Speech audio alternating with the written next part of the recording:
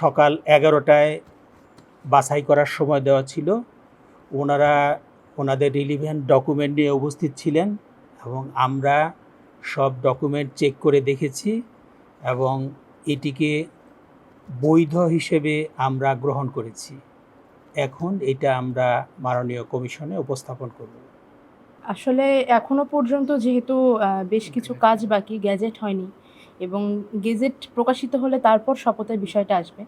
যতক্ষণ না এই সমস্ত অফিসিয়াল ওয়ার্কগুলো শেষ না হচ্ছে ততক্ষণ আসলে এত দূরবর্তী চিন্তা করছি না। তবে আমি সংসদে থাকি বা না থাকি, আমি আমার দলের প্রতিনিধিত্ব সবসময় করব এবং আমি যে রাজনৈতিক আদর্শে বিশ্বাস করি সেটা সবসময় সমানভাবে ধারণ করব। ওনার মনোনয়নপত্রে প্রস্তাবক সমর্থকের অংশটা পরিপূর্ণ ছিল এবং 11 দলীয় সমন্বয়ক যিনি বাকি 12 জন প্রার্থীর মনোনয়নে স্বাক্ষর করেছেন, মনোনীত করেছেন, তিনিও ওনার পক্ষে স্বাক্ষর করে দিয়েছেন। এখন সেক্ষেত্রে মনিরা যিনি এর আগে বাতিল হয়েছিল তিনিও কোর্টে গেছেন, তার তো যদি এখন বৈধ কোনো কারণে বৈধ বা অবৈধ হতে পারে কোর্টের বিষয়, সেক্ষেত্রে আপনাদের প্রসিডিউরটা কী হবে?